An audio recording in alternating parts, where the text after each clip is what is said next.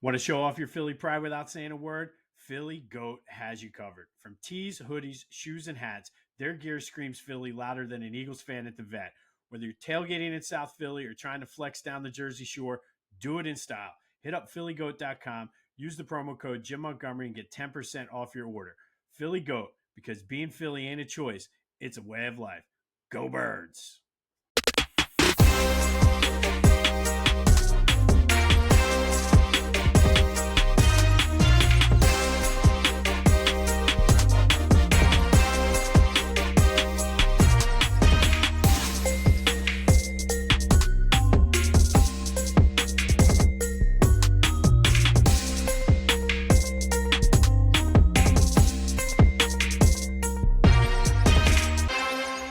What's up, everyone? Welcome to the Brotherly Birds breakdown for Week 5. The Denver Broncos come to town. We're the Montgomery brothers. I am Jim.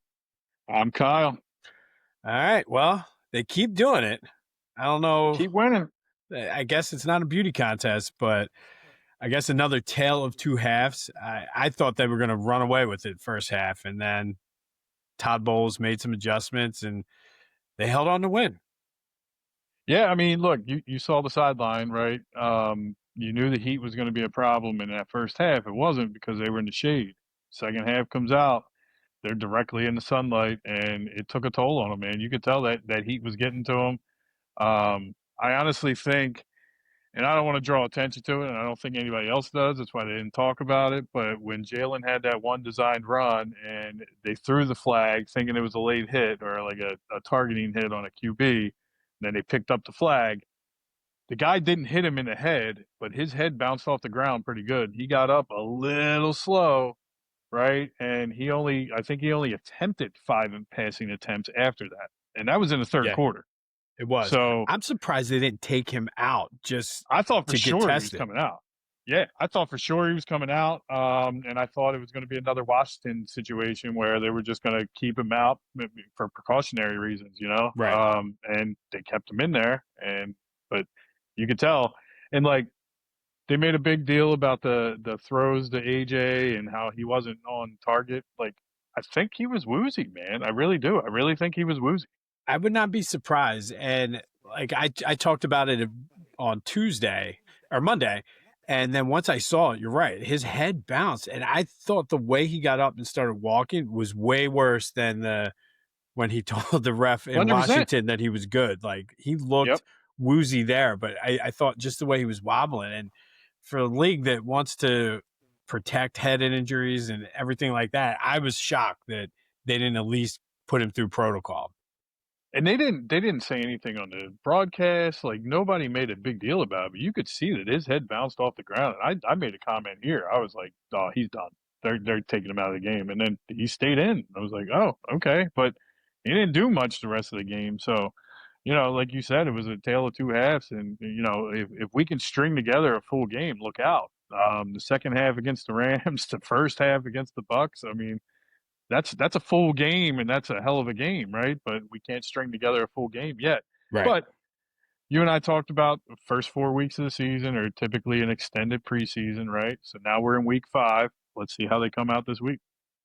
No, I think that's worth mentioning because everybody's making, I'm sure you've heard it, the comparisons to 23 and well, last year we were 2-2 and I look at it like this. You're 4-0 coming out of that first pod of games, which I don't think any of us beginning of the season would have said 4-0. No, we would have taken it though. Right. And I also don't think the comparisons to 23 and those, the way that they were winning with smoke and mirrors, they didn't play bad until the defense went south later in that season. Offensively, they just didn't look as sharp as they did in 22. But first 4 games, yeah, I mean, the numbers are comparable to what they're doing now. I think the fact that this team has gone through that, the majority of them came out the other side, won a Super Bowl. I think that's not going to happen this year. I can't see that same thing. And Vic Fangio sure as hell is not going to allow that to happen. No, and that's a great call with Vic. I mean, I think Vic deserves a lot more credit than what he's getting. I mean, I know here in Philly, we're like, oh, Vic's the man, Vic's this, Vic's that. But historically, like Vic has been kind of drugged through the mud because of his failed head coaching stint in Denver. Um, what happened in Miami with a bunch of those players kind of like going rogue on him and throwing him under the bus and all that stuff. I think Vic deserves a lot of credit, man. What he's able to do, especially with this young group, um, he's got these boys playing lights out, man, and they're carrying us. And I hate to say that, but like, thank God that we're a complete team right now. The Birds are a complete team because if they didn't have special teams or defense to go along with this inconsistent offense right now, we might be looking at 1-3 or 2-2. You know? No, totally. I mean, but I think that's part of. I mean, we talk about it the first 2 weeks a lot. It goes back to Howie getting those guys in here, and those guys. Like I saw an interview with Jalen Carter today, and they were asking him about him and Jordan Davis, and he was like, "We're not even close yet." He's like, "We're still learning." He's like, "Once we learn and get adjusted to this system, look out." Yeah, yeah, and look, I mean, Howie does deserve a lot of credit because when you think about what's happening right now, like the last 4 years with this draft and who's making contributions on that defense, and then his free agency. So, you got Carter, Davis, then you got Quinyon Mitchell, Cooper DeJean, and then this year you got Jahad Campbell. Let's not forget the stud of the defense and arguably one of the best linebackers we've ever seen for the Eagles in Zach Bond. I mean, the dude's a maniac. He flies everywhere. I wish he was a little tick faster because on those blitzes, he'd probably have like 3 sacks Right. already if he was just a little faster. But the fact that they're able to blitz with a linebacker again, I mean, kudos to Vic for drawing that up and putting these guys in the right spot. You know what I mean? No, and I do. I think they're really. I mean, special teams aside, that's a whole different animal we can get into. But I mean, AJ said it when he spoke yesterday. The defense and special teams have been carrying us, and I think eventually the offense is going to break out and have their games. But we didn't have the defense carrying us like they are right now. Those first 4 games last year. Right, right. So I mean, look, let's get into the offense a little bit. I mean, Kevin Patullo, I think if we had to grade him right now through 4 weeks, he'd probably get a C minus, maybe even a D plus. I'd probably I, go I D+. yeah, because I mean, look, I think the play calling is horrible? I think it's bad. I don't know if horrible is the right word, but I think there's a lot to it. So I heard Jordan Mailata say it. I've heard Jalen Hurts say it. I've heard a couple of these guys say it. I think they need to get the play calls in sooner. I feel like they're not doing what they did last year. Last year they got to the line with like 18, 19 seconds left on the play clock, and they were able to kind of determine what was happening. Jalen was able to audible as he needed to make that final call because everything that we heard said that they call 2 plays in the huddle, and then Jalen makes the decision at the line, right? Right. Well, if those calls aren't coming in till 12 seconds left on the clock, that's not giving him enough time, right? So then nobody really knows what's going on. So I think that has to be cleaned up in the most part. You know what I mean? It does, and it's funny you say because I was listening to forget which kid's sport I was going to, but I was listening to my Lotta show, and I almost got the sense that he put it on the players. It wasn't necessarily the plays were coming in late; they were kind of loafing back to the huddle and not getting to the line fast enough. And it was interesting to hear. And like I like when players are honest like that. He was like, "Oh no," he was like, "It's an easy fix. We just need to have more of urgency when we get to the line." And I mean, to me, that makes sense because they're not. Uh, there's so many times watching these first 4 games where it looks like they're going to get a delay a game and they're just getting the snap off.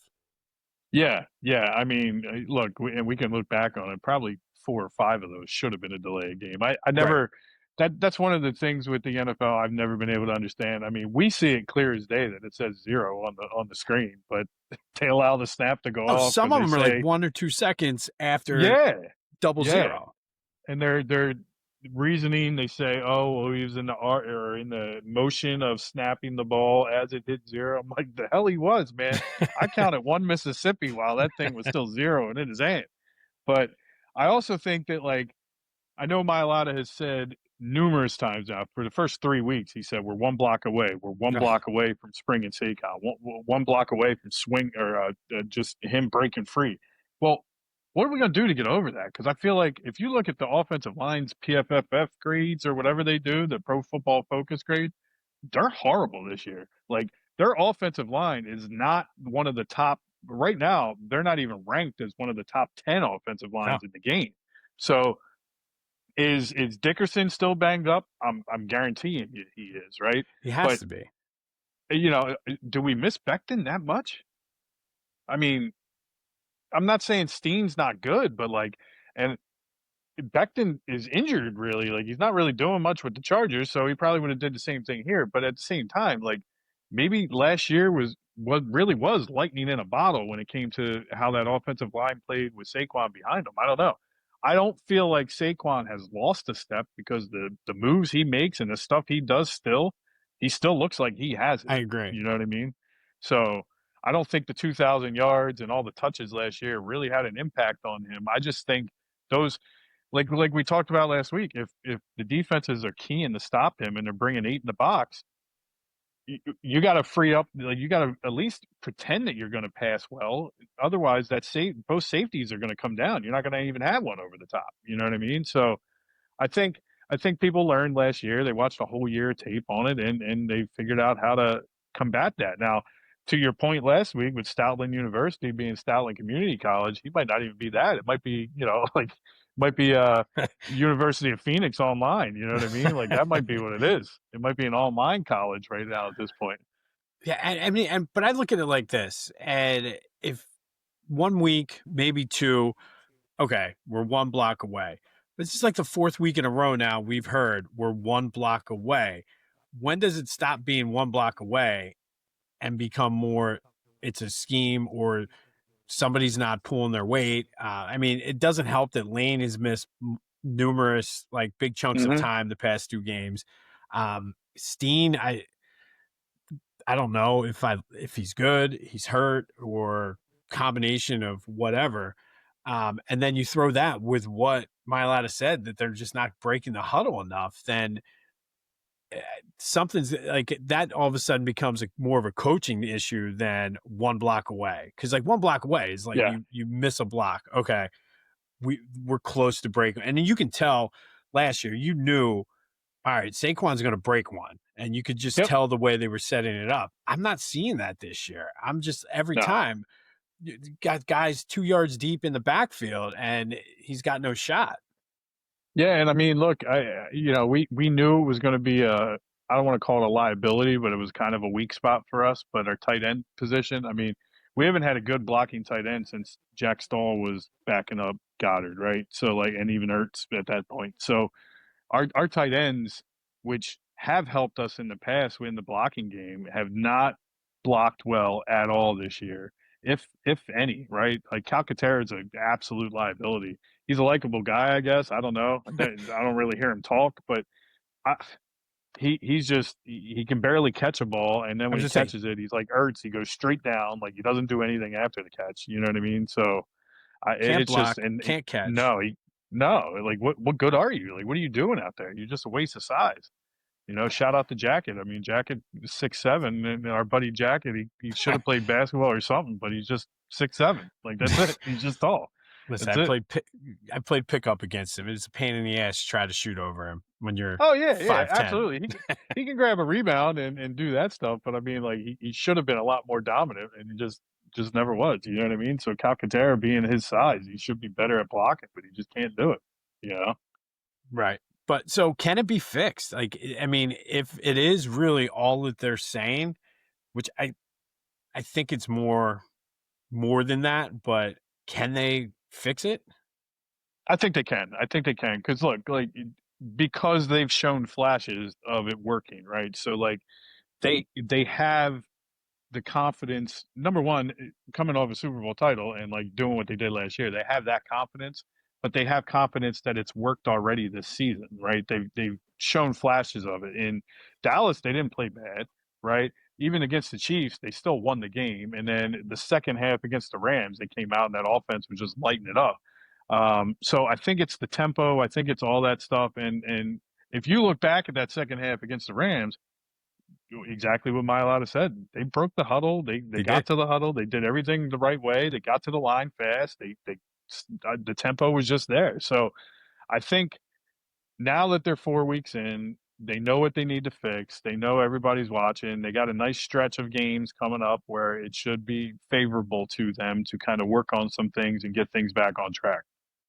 No, and I think I always talk about the pods, and this next group of four games for this second pod is, I mean, this is the one I thought they'd go 4-0 in, not the Mm-hmm. first one. So, I mean, I'm sure that at some point they're going to get caught, but they theoretically could be 8-0 heading into the bye. They could for sure. And you know, I think the key for them is to just make sure that they're taking it one game at a time. You know what I mean? Like, and I know that's the old cliche type thing, and the one game at a time. We're only looking at next week, like the Bill Belichick thing. Like, I'm on to Miami. I'm on to Miami. You know, I'm not. I'm Yeah. only thinking about Miami, like that type of thing. But like, you can get caught up, especially playing the Giants two out of 3 weeks.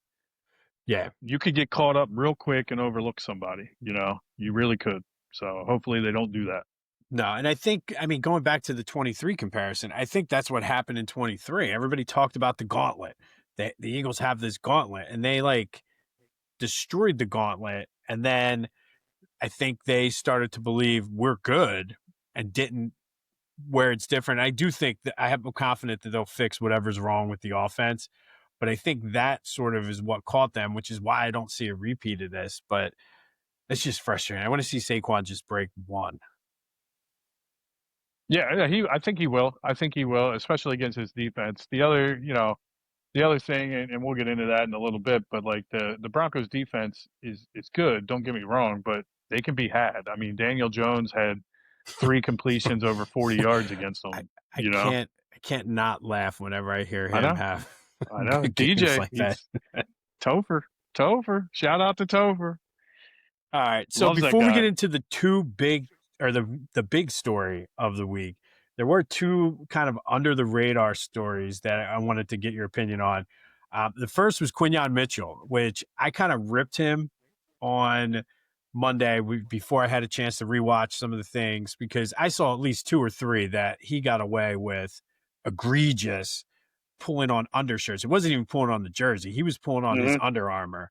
Hmm. And I'm like, man, but I guess just looking through it, and I heard Baldy kind of break it down and said this is one of the best games by a corner I've ever seen play because he essentially threw a blanket on Ibuka, one player of the week honors. So what do you think about Q's game? And I mean, I'm with you with the questionable. You know, he has to keep his hands straight, right, and stop doing that because that flashback to 2022. That's ultimately what cost us the Super Bowl, right, right? I mean, and that was a ticky tack. That what he did on Sunday was worse than what Bradbury did in the Super way Bowl, and that was worse, way called in the worse. Super Bowl with 2 minutes left in the game, right? So, I will say this: I heard on multiple podcasts and multiple radio shows that everybody is finally giving Q his flowers. Last year, they didn't want to honor him and say anything about him, even though he shut down like 9 stud wide Right. receivers. He's ranked in like the top 4 in cornerbacks, up there with Sertan and a lot of these guys, right? And Coop's in the top 5, right? So Coop's up there too. So let's not get that. Forget about that. I think Coop is more of a complete defensive back than a cornerback, but I think Q is just dude, I'm glad he's on our team. And I like the Yeah. fact that he's traveling sideline to sideline. He's like, give me their best player and I will shut him down. He's doing the old Revis Island. He's doing all that old stuff, man. It's like the Guantanamo Bay is a real thing. And you go there and you get locked down. No. It's good to see.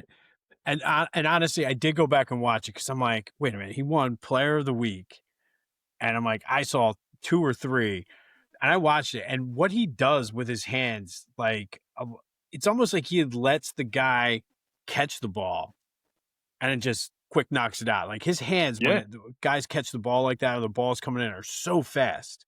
Yep. That's what when we talked about that in the Kansas City game. That's why we were like, we're used to him just knocking them Right. out. That's why we thought it was going to happen again. We were shocked that it wasn't. But that's how they like the really really good cornerbacks.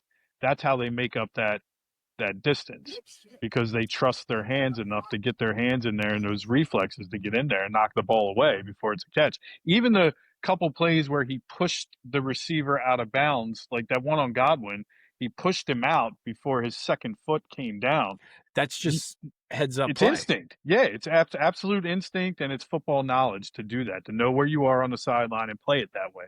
Because that's exactly how he played it. It wasn't like, oh, shoot, I only have one thing. No, he played him that way, and he forced Baker to throw it that way, and that's exactly what happened. So I like the fact that Q is playing smart, and he's making he's not doing like what we always saw with Peyton Manning and Tom Brady, where they only threw it to where their receiver could catch it. Q's dictating where that quarterback has to throw the ball, Yeah. and he's still making plays on it. So kudos to him for that, man. No, definitely shout out. And I apologize for doubting you, Q, with the pulling on the t-shirt. Just don't make it so obvious next time. Yeah, right. We got burned by that before. We don't want to get burned again. PTSD. Yeah. So the other defensive story, what do we have? I don't want to say an issue, because the way Campbell's playing, it's definitely not an issue, and I think it's the right call. But what do you do with Nakobe Dean now? Play him. Like, how does that like rotate those guys in? Or I think you're gonna see like a moderated 3-4 style defense. You're gonna see a 4-3, but you're gonna see Campbell line up as an edge and drop back in the coverage, or he's gonna rush. I think you're gonna have that. Plus, when Dean comes back, he's going to be on a snap count for the first couple of weeks anyway. right. So we're really not talking about this till like week 7 or 8, where he's going to have that problem. And then hopefully by that happening, we have Nolan Smith back. So it's a good problem to have when you have that Yeah. Oh, much absolutely. depth. You know what I mean? But yeah, I mean, I kind of wish that one of them would play cornerback so we could, shore up that second cornerback spot. Yeah, I wasn't going to even bring it up because I didn't want to bore everybody with our weekly quarterback 2 debate, but maybe Adoree Jackson will be back this week. I mean, look, can we just acknowledge that Keely Ringo can cover, but he can't tackle for nothing? Like, he No. cannot tackle anything. I mean, he's he reminded me of the 23 team, like where we played the Bucks down in Tampa and in that playoff game, and 7 missed tackles where they Nobody. just didn't Yeah. wrap up, they just hit. And he can hit hard, don't get me wrong, but you can't hit Bucky Irvin and expect to bring him down just by hitting him. Like, No. he's a solid running back. You can't hit Ibuka. You can't hit any of these guys and just expect to bring them down like that. You got to wrap up. So I think it really calls it out for us, and it's frustrating for us when you see guys like Vaughn, you see guys like Coop, and even Campbell, where they're wrapping people up and like landing on top of them, Driving. and then you driving them home, like tackling fundamentally sound in the right way. And then you see Ringo out there just shoulder checking people and not even doing anything. I mean, it's It's still better frustrating. than Asante Samuel, but not by Yeah, much. yeah. Well, he would go to shoulder tack you and totally whiff. And Like, he would missed. miss the shoulder check. Yeah, it's crazy. All right. Well, I guess what was the other big story this week? I forget. Oh, I think I don't know if you've been on Twitter lately. I don't know if you happen to catch Twitter and see what happened, but our stud wide receiver decided to go on a cryptic Twitter rant and post something very cryptically after the game. Um, I don't know. What do you make of it? So I've talked a lot about it this week, and my opinion is, first of all, it's the wrong way to do it. Just man up. Either if you have an issue with Jalen, you have an issue with Petula, or whoever you have an issue with, talk to them. Once you leave the locker room, I guess we're seeing growth by him to a certain point, that he didn't say something stupid to the media. He walked out without talking to the media, but you should have just stewed on it. And to me, that's like anger management 101. You count to 10. I don't know how many times I take my emails now in Word, because I'm like, all right, this is not going to end up being appropriate to send. And I'll type it, get it out, and then usually I'll send something completely different. Yep. But he can't do that after the game. And listen, shout out to him. I give him props for manning up, owning it. Like he didn't not talk to the media like he did the last time for weeks at a time and let Yep. everybody speculate. So I mean, he met it head on. And look, to me, what he's upset about and what he's mad about, he's 100% justified. I think if he would have just came out in the media and said, "Look, I know we're 4-0. I'm frustrated because we're not playing our best. And I think in order for me, or in order for us to play our best, I need the ball." I don't think it would have been an issue at all. But once you start doing that, that's where he lost me. I'm glad he didn't drag it out, but he's justified to be mad. But you can't send, especially, and then in his apology, this is one thing I didn't like. He was like, "Well, obviously, I'm the king of memes. This can mean impact any aspect of life or something like that." I'm like, "Nah, dude. It was 100% Yep. either your head coach, your quarterback, or your offensive Yep. coordinator." Yeah. I mean, look, it's the perfect segue. It leads me into my 2 cents this week. My 2 cents are regarding AJ Brown. And I got mixed feelings about this, so I'm just going to let it rip. I mean, look, at the end of the day, there's this old adage that says those that live in a glass house should not throw stones, right? So before AJ gets mad at anybody else, he should take a look in the mirror because if you look at the tape and you look at everything else, he mopes on the field. He doesn't break out and he doesn't get separation as much as he used to, right? The second half against the Rams, lo and behold, he got separation. But against the Chiefs, he didn't get separation, and against the Bucks in the second half, he didn't get separation. Really, in the whole game, he didn't get separation. And then he cops out and says that they're playing a zone and this and that. Look, teams are playing a zone. Don't get me wrong, I see it, but I mean, you force Jalen in that second half. Like whether he forced it or he got such an attitude that Jalen felt obligated to, he forced him the ball 5 times. None of those Right. 5 times were even catchable passes. Let's be honest. I mean, they really weren't. The two to the sideline were already out of bounds before AJ even would have had a shot at them. And is that because AJ ran a route that wasn't good? Usually they're on target on that. So, I think AJ needs to do better as well. I do agree with you. I think he is justified, but again, he's immature with how he's going about it. Um, Yes. you got to keep those things in house. You can't let those things go outside of the house. You got to keep them in house. Look, get frustrated, bang your locker around, throw a chair, do whatever you got to do and get your point across. But you have plenty of meetings throughout the week. He came out and said that him and Nick FaceTime a lot. Well, vent to Nick then. Say something to Right. Nick. Like, if you don't want to call Jalen because you and Jalen aren't boys anymore, even though one of you is the godfather of the other kid, whatever. Like, if you guys had a falling out, who knows what the hell happened? Maybe you're pissed off because Jalen's with Nike and Jordan and you're not. Who knows what's going on, right? But like, obviously there was a falling out there. You hear Jalen say it. Jalen talks about it and says, "We're here for business. We talk about the game. We talk about this." All right. I think the media needs to shut the hell up too and stop trying to pry and make everything a bigger deal than what it is. You know what I'm 100%. saying? Like, I Yeah. think that's the big thing. Now, having said that, the media is entitled to their own opinion. Seth Joyner, a beloved Hall of Fame Eagles player who should be in the Pro Football Hall of Fame. He's an Eagles Hall of Famer. Which, by the way, is widely like you look at his stats. His stats are It's astronomically better than half the Oh, I people, could half the go on a rant. linebackers that have been in recently. But irregardless, he's entitled to his own opinion.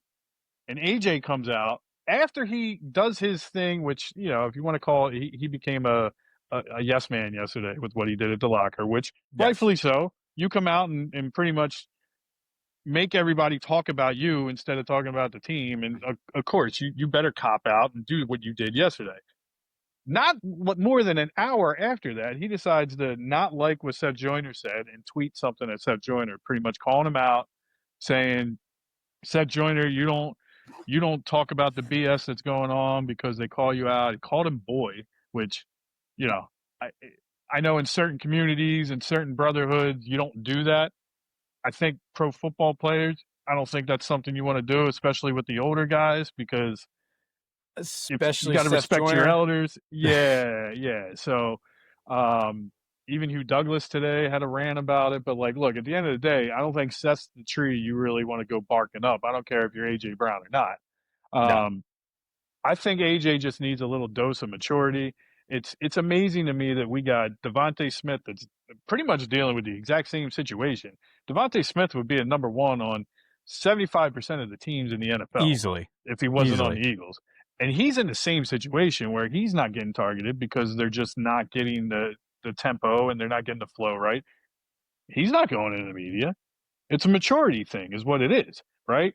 I think AJ has been babied his whole life where he's been told he's the best player ever and the best player on the field, and he comes to this Eagles team and he's not anymore. He's not the best player on the field at all times. So I think it's an ego thing where it's hard for him to deal with. And if he would have came out and said, I'm frustrated, and he kind of said this, but he didn't really say it the way that he should have.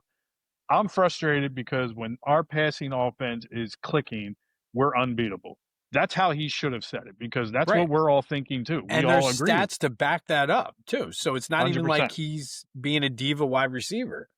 100%. And that's what Seth was trying to tell him, shut up and do your job. So he comes out and says, well, my stats show that I do my job every year, blah, blah, blah, all this stuff. And then he deleted the tweet, which another cop out. Keep the That's tweet if you're going to even go after worse him. than posting Yes. cryptic tweets after the game, in my opinion. But 100% worse. 100% worse. Especially on social media when you got a bunch of kids that live in their parents' basement that all they do is keep track of this stuff and screenshot it. So it, even though you delete it, it's there forever. Somebody saw it oh, and somebody how many screenshot screenshots came out of it? I mean, it. Too many. Too many. So at the end of the day, look, here I appreciate the passion. I appreciate the competitiveness, but he has to take a look in the mirror and understand one thing. It could be a lot worse for him. He could be in Jamar Chase or Justin Jefferson's situation right now, right? he could That's who he still be likes on to the compare himself. Titans. That too, right? And he likes to compare himself and make himself be one of the best in the NFL at that position. You could have it a lot worse. Your team's 4-0 and you're defending Super Bowl champion, right? So shut up. I don't want to say the old shut up and dribble thing. I'm not doing that.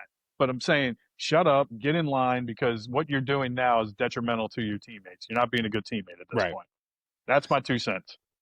No, I Went a little mean, longer this week, but it is what it that's is. all right. I mean, that was the only story that was really out there this week. So, Yeah, yeah, but yeah, I mean, like I said, I agree. And like I said, it's just the delivery of it. Like, had he come out and been, because how many times you hear like guys like Des Bryant used to say it all the time, like Cowboys would be winning games by 28, and he was like, "Give me the damn ball," and hmm that Keyshawn Johnson, like all that is just To. You know what I mean? Like that's part of I think the rift that Donovan and To had was Donovan couldn't handle that he wasn't the guy anymore. yeah, And To I think obviously didn't handle it right, but his message was 100% correct. And if AJ would have said, and I think AJ also is trying very hard because he's heard the comparisons since he's come here to try to not be a To type, but I think in the process he's almost becoming a worse type of receiver than To.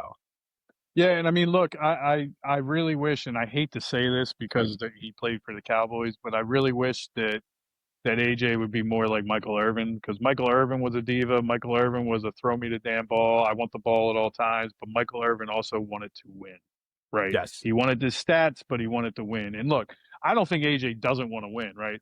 I don't think AJ's the type of player that wants to be on a 2-15 team and have 1,500 yards because the two are probably not going to mirror up. You're probably not going to have 1,500 yards on that No. crappy of a team, right? But I do think that he understands that that offense could be so much better if it's clicking. And I think instead of him saying we have to click, he's making it about him, which is the problem.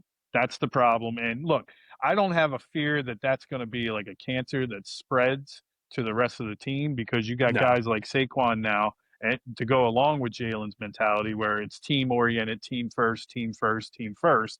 And that's more contagious.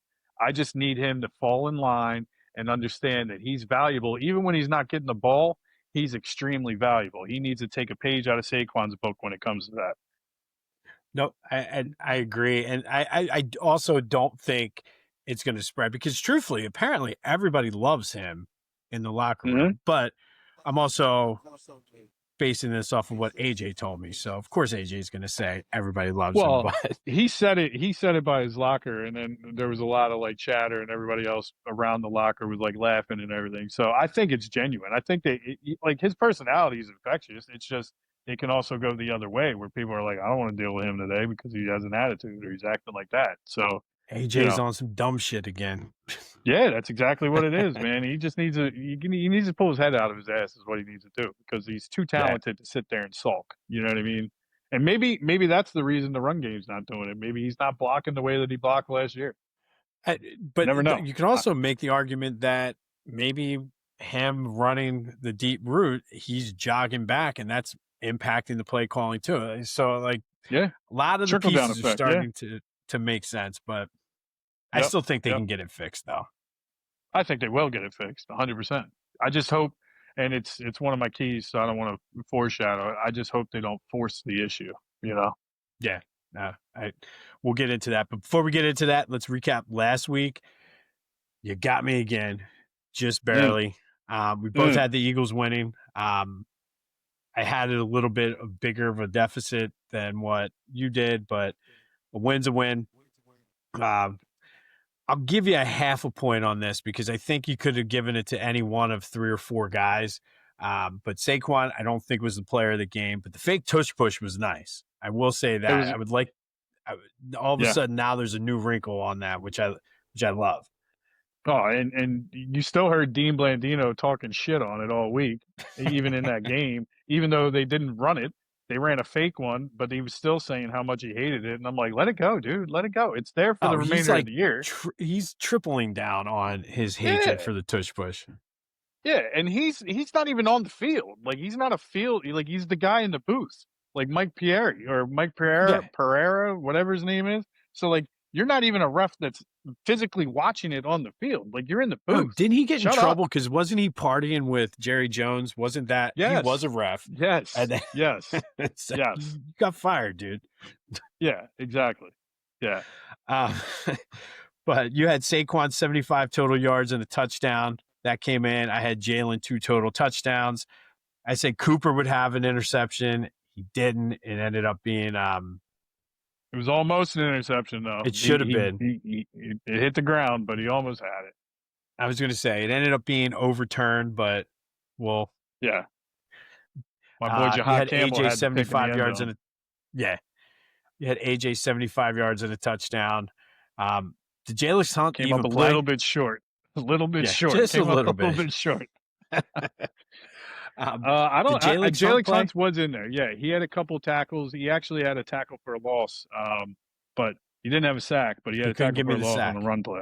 No, it was a run play. And But yeah, and I'll be honest, you officially, I wanted to give you the last one, the 2 turnovers, because to me, a block punt should count as a turnover. I know But according to the official NFL rules, they still had 2 turnovers. They had the interception and the fumble.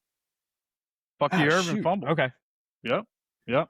So then you got me cleanly then. Yeah. So Here you it's go. a But clean yeah, win.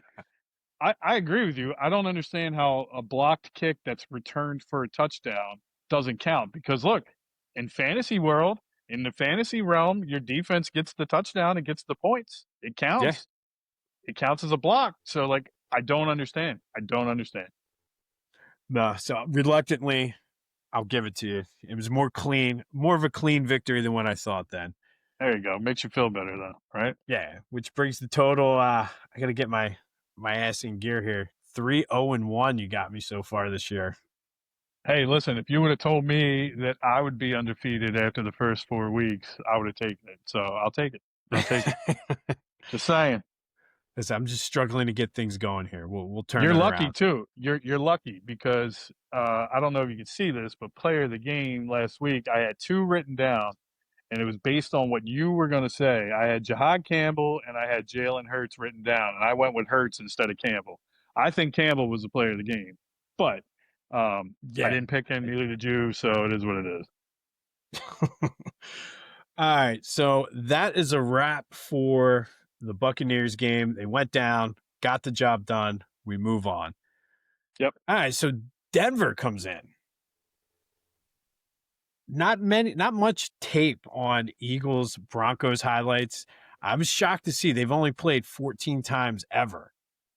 Mm, And most of them have been more recent because of the new rotating schedule. So it's yeah. not a ton of history, but I will say it could be. I really wish that this was one of the throwback games. It would have been nice to have a Kelly Green game with the old Orange Crush Broncos uniforms. I agree. I agree. I actually like those uniforms. As a kid, we remember watching the Super Bowl at Uncle Randy and Aunt Carol's when the 49ers blew them out Destroyed 55 to them. 10. But I remember those uniforms, man, and that John Elway throwing and just slinging the rock as many times as he possibly could. I think he threw like 3 picks that game too, but like he Yeah. didn't care. He was just slinging it around in those uniforms, man. But yeah, those are some badass uniforms for sure. All right. So Denver comes in. Everybody talks about Bo Nix. What's your take on Bo Nix? I feel like I'm still incomplete on him.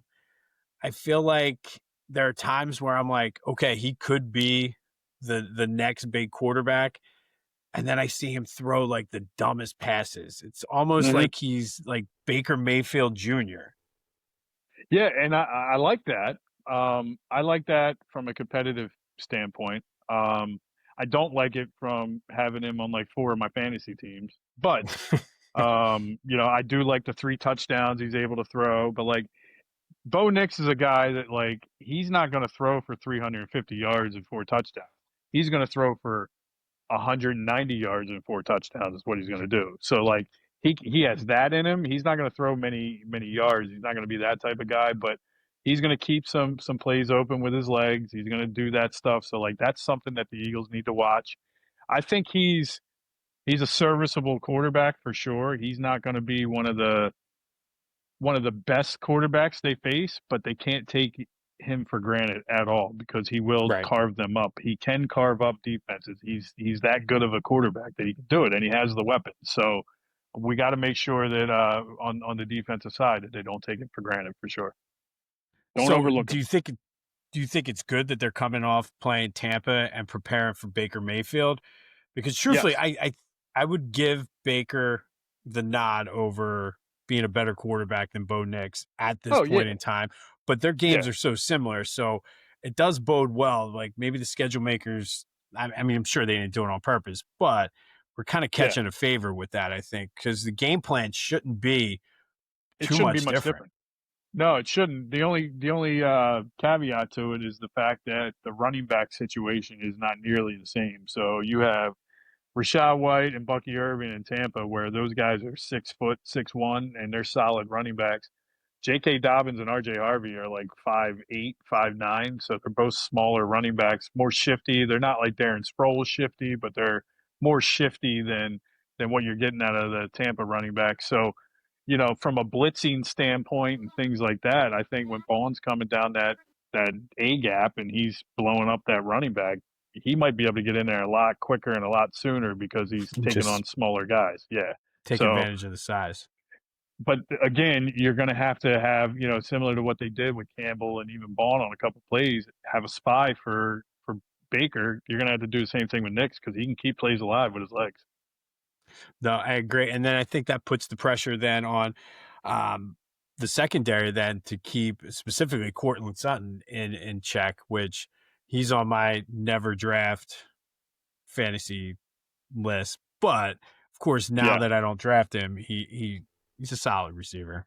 Yeah, look, man, I got a dilemma this week because I got a lot of Bo Nix in my lineups, and I got a couple leagues where I got Cortland Sutton, so I went with that tandem. So, um, it's not boding well for me this week in those leagues. So, you know, I got I gotta think of a plan B because I can't have Sutton going up against Quinion. I don't think that's going to be a good matchup at all. I will say that, like I said, Bo Nix can light it up if you allow him to, and I think it's not on my 3 keys, but I do want to call out Tim Patrick in the slot going up against either Bond or Campbell is going to be a key to watch. It's going to be something to watch because Tim Patrick has that capability to go for 10 catches and 100 yards and 2 touchdowns.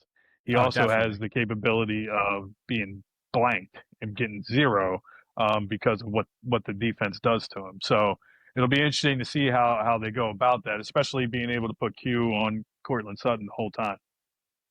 No, I like that. And then I think for defensively, I mean, obviously they have Sertan, but it revolves around their line. And I think if it is just one block, Jordan, this is the day you have to make that block. And can the Eagles get the run game going? We hopefully they can get the pass game going because, like you said, Daniel Jones lit them up.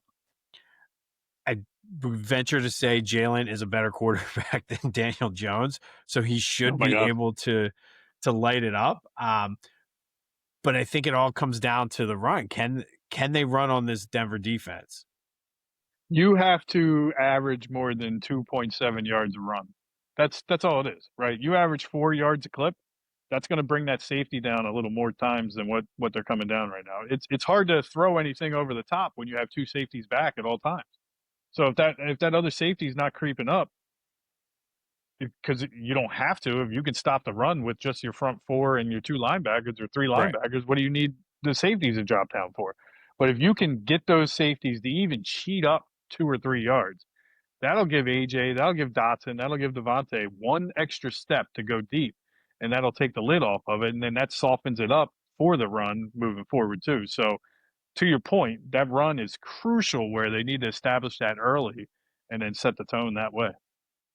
No, because they were running play action last week, and it was effective in the first half. And then once they realized they couldn't run, they're like, "Oh, okay, go ahead, run the ball." I think Mm-hmm. that also played a role in the second half last week. So yeah, I mean, I think they can. I know Denver was like the sexy Super Bowl pick by everybody this year, but I mean they're 2-2 and they have not played a good schedule at all. This is a huge step up in weight class for them.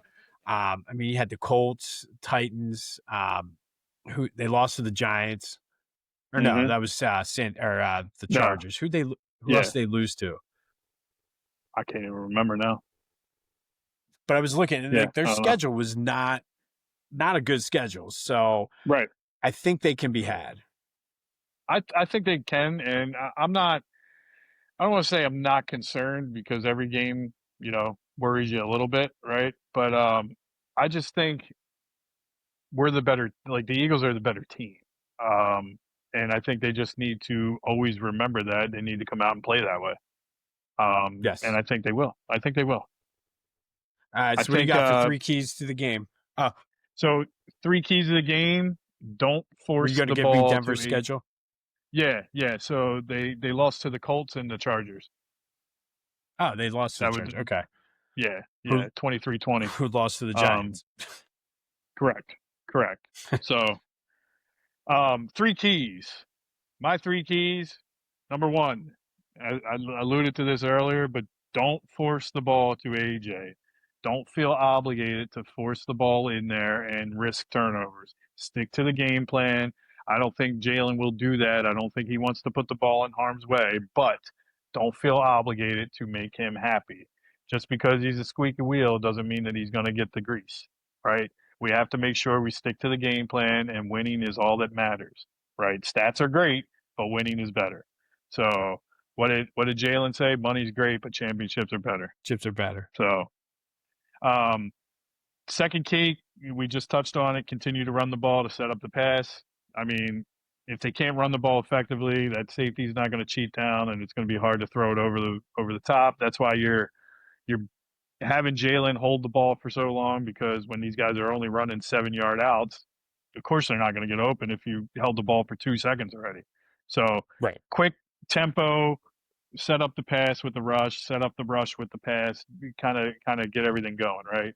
Um, and then the third key for me is defensive pressure. So I want to see them get defensive pressure and not from a designed blitz. I want to see them finally get the front four, get some pressure, even if that means Campbell coming off the edge or even Bond coming off the edge, depending on how they run things. I wouldn't mind seeing a sack or two coming off of a blitz, but they need to start getting pressure without blitzing. That's the only way that defense is going to be able to survive and keep playing at the level that they're playing at. What are yours?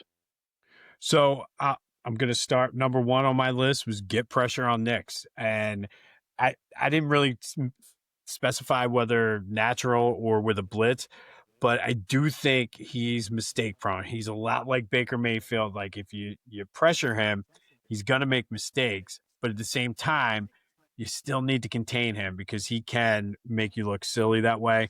But force him to throw the ball and don't give him time. Like get in his face, whatever you need to do. And I'm looking more at like Jordan Davis and Jalen Carter blowing up that line and allowing things Yep. to kind of happen. Um, Second one, just clean up things on offense and play a complete game.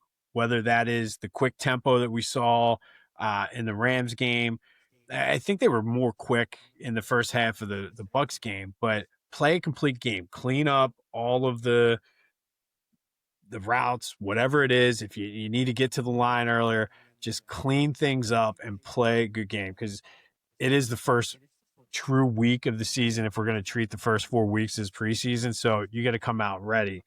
And then the final one, offensive line, make that block. If you're one block away, make the block that you're away. And I know it's hard to quantify that because I'm not necessarily seeing them missing one block. I know guys like Baldy, Mike Mayock has said they're right. But I'm like, all right, I need to see it. Everybody else is seeing this now. Make that block. Spring Yeah. free Saquon, basically. Yep. Yep. Yep. I agree. I agree with you 100%. Like it. And don't tell me after the game we're one block away. No, Yeah. you're just Like you're not it's you're not done you're now. not Like you, doing the scheme. right. You can't keep saying it. You can't keep saying it every Monday where we're one block away because it's going to be the boy that cried wolf. You know what I mean? We're not going to believe you anymore. Not going to believe you until you do it. Right. Now, when You're one block if away. Saquon breaks a couple long, yeah, if Saquon breaks a couple long runs, we're gonna be like, oh shit, Jordan was right. They were only Jordan one was block right. away and they got him. Yeah, yeah, there you go. He shaved his beard. Yeah, yeah, maybe that was causing him to not get the blocks. You know, who knows? And now he can get to the line faster too, more aerodynamic. Yeah, yeah, there you go. All right. So who do you Who's got winning this game? I got the Birds, man. I got the Birds 27-17. Um, I think it sounds closer than what it actually is. I think the Broncos get a late score, whether it's a field goal or a late touchdown to make it within 10 points. But I think the Birds play a more complete game, where it's not just one half of football. It's a full game of football where they force more three and outs. They don't go five straight drives of three and outs. It's more consistent. They eat up some clock. Saquon gets the ball running. He gets a couple first downs with his legs. You know what I mean? Instead of he gets 3 yards, backwards yards, and then Jalen has to run for a first down. I think Saquon actually gets a few first downs with his legs. So I got him 27-17. Nice. I too have a 10-point margin, but I have 23-13 Eagles. I think we're going to see more of a complete game, but I think Denver's defense is going to give us more of an issue than what we're expecting because of what we did to Tampa and what um, they usually do to us. I think there's still going to be some questions coming out of this game, but I do think there's going to be way more positives and people are going to be feeling better. But, there's still going to be people saying, oh, well, Saquon didn't do this or AJ only did this or Jalen can't throw.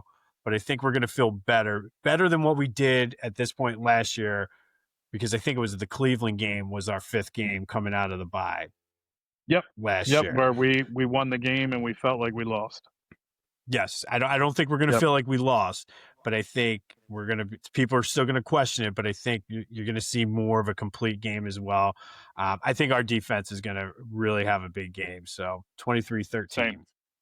Okay, I like it. I like it. So I'm gonna go with my fantasy stars of the game. I'm gonna go with Jalen, 2 total touchdowns, and one of those touchdowns he's gonna have a long touchdown pass. I don't know to who. I don't know if it's gonna be Devontae or AJ, but I see it going over 40 yards and being a nice little get the crowd going type thing. It may happen early too, but I see him having that. Saquon's going to go off for 80 total yards and a touchdown. Little increase, a little uptick from last week's 75 yards. He's going to go with 80. And then look, man, the defense, they're going to force 2 turnovers, and they're going to be big turnovers. I don't know if they're going to score off of one. I wanted to go bold and say they're going to score off of one, but I think they're definitely going to get 2 touchdowns. I could see something happening where they get a pick, they're running it back, and they get a shoestring tackle at like the 3 or something like that, where it should have been a touchdown, but Get they your just, slow ass out of here. yeah, exactly. The J.J. thing, yep. So those are my fantasy stars of the game. Oh, actually, yeah, no, because I got my player of the game later. So yeah, there you go. What All about right, yours? so I'm gonna I'm going with the defensive touchdown. I'll go a little bit Okay. backwards on my list, but defensive touchdown, whether it's a fumble or an interception, I think it's coming. I feel like they're going to be flying around and the crowd's going to go nuts. And I don't know if it's going to be late, early, but I do see because I feel like they're so close to getting one Mm-hmm. that something big is going to happen soon. I like it. I think it's going to be a sack party.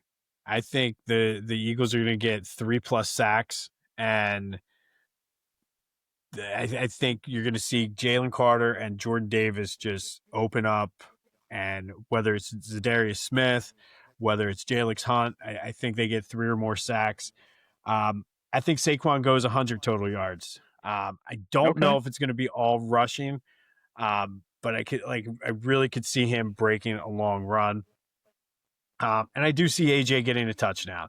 I think I don't know if it's a 2-yarder. I don't know if it's the bomb that you're talking about, but whenever he's done stuff like this, remember Pittsburgh when Mm-hmm. all of a sudden he came out and lit it up. I don't know if he's going to light it up on Sunday, but I do think he's going to get in the end zone. Yeah. Yeah. No, I don't disagree. I think that would be good to see. Look, we'll see what we see, right? So, player of the game prediction. How about you lead off? You go ahead. You tell me your player of the game. I'm going to go Jalen. I think he's going to just figure out a way to put both of the second half of the Rams, first half of the Bucks, and put it together. I think he has to know that there's issues with the line and getting back. I think that's where he needs to step up and be the vocal leader. And I do think just with all the shitstorm that happened this week, I see him kind of fixing that and correcting that. So I'm going Jalen as the player of the game. Okay. Okay. I'm gonna go. I'm gonna piggyback off of your prediction, and I'm gonna go with the defense, and I'm gonna go Zach Bond.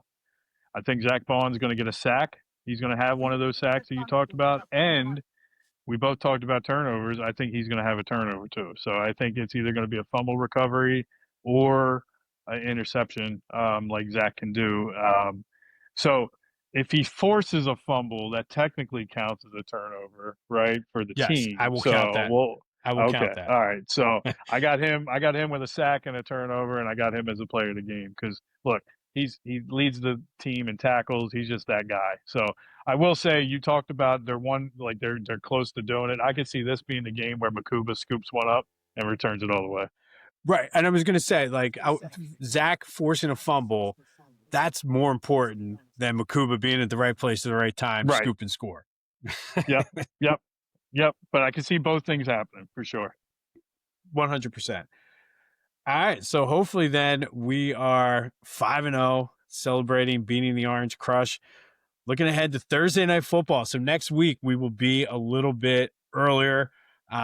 Probably will record on Tuesday, so you guys can look for next week's episode probably Tuesday night or Wednesday morning, depending on. We haven't even talked about the recording schedule. I just assumed that's when we're going to Yeah. record. Yeah. But we will be earlier. The New York Football Giants next week. Can't wait. Can't wait. Can't look past the Broncos though. Can't look past them. No, we cannot. And like I said, I mean, if the Eagles get caught in this game, it would not surprise me in the least either. Like this is not that they'd be looking ahead to the Giants, but knowing that it's a short week, it would not surprise me. Yeah, look, man, they're going up against Jackson Dahmer, so anything can happen. You can't tell me, and we'll get into it next week. But you can't tell me he doesn't look like Jeffrey Dahmer. No, we'll put Just the saying, picture up next week and let have everybody to. see. And I just want to throw it out there too that I created that meme, so when it goes viral, everybody will know that it came from me. Came from Yes. me. I did it on PicStitch. I did it with my own pictures, so I don't want to hear it. Why do you? Never mind. We'll get into that next week of Yeah, why you have Jeffrey Dahmer pictures in your phone. All I got right. it Any off the last internet. words? Yeah. Just go birds and listen. Now that it's October 2nd, we got October 4th coming up on Saturday. It's a fun time of year for us. We got homecoming here, but most importantly, it's Red October, baby. So I know it's the Eagles podcast, but we cannot go a whole podcast without talking about the Phils. Phils are deep in Red October, divisional series against the hated Dodgers. We know what happened the last time we played the Dodgers in the divisional series. We got a little fun walk off from that might have been the NLCS That was actually the with J NLCS. Roll, yeah, and then Matt Stairs and hit one deep into the night. Deep So into the night. it's going to happen again, man. Something about this team, I just feel good about it. It's Red October. That place is going to be electric on Saturday. It's going to be fun, man. So go Phils, go Birds. It's going to be a fun weekend. I can't disagree more, or can't disagree with that at all. I'll be down there on Saturday. Looking Love it. forward to it. I'm just gonna live in South Philly this weekend, which Why not? that's fine. Why not? Yeah. Yeah, why not? But yeah, I think this is where a Bryce legacy playoff run right here. Dude, he hit a home run last night in the scrimmage. Oh yeah, you couldn't tell him it was a scrimmage. He was like, "No, this is October. Let's go." I think he had 2 hits. I mean, he was lacing the ball. So I see a lot of good things. I think they're focused this year. They got the right mindset, and I think they just like the Birds from 23, man. They know the past demons, and they're not going to let that They're shit haunt them focused. this year. Yep, yep. So it's going to be fun, man. It's going to be fun. I feel good about it. Yes, I do. So next week we will celebrate some Phil's wins, hopefully a Birds win. Follow me on social media at Philly Jimbo. Check out This Day in Philly Sports History every day for your daily Philly sports history lesson. Go Birds, go Phils. Go Birds, go Phils. Love it. Where can everybody find you at? Give yourself a They can plug, find man. me anywhere, man. They can find me anywhere that you can find somebody. I'm at Twitter, Instagram at KyleMont16. So hit me up, send me a message, follow us. We post a lot of fun stuff, man. So come see us. Oh, and I can't let the pod go this week without throwing out one last shout out. Shout out to Jason and Travis Kelsey. This is another plug. This is the brothers coming at you. We need a brothers duo. Let's go. We need to get on a pod together. We need to talk this stuff. Jason, it's Philly season. I'm staring at a picture of the Fanatic there. He's not hugging you in this picture, but I'm staring at a picture of the Fanatic. Let's go, buddy. Let's talk Phils. Let's talk Birds. Let's get it.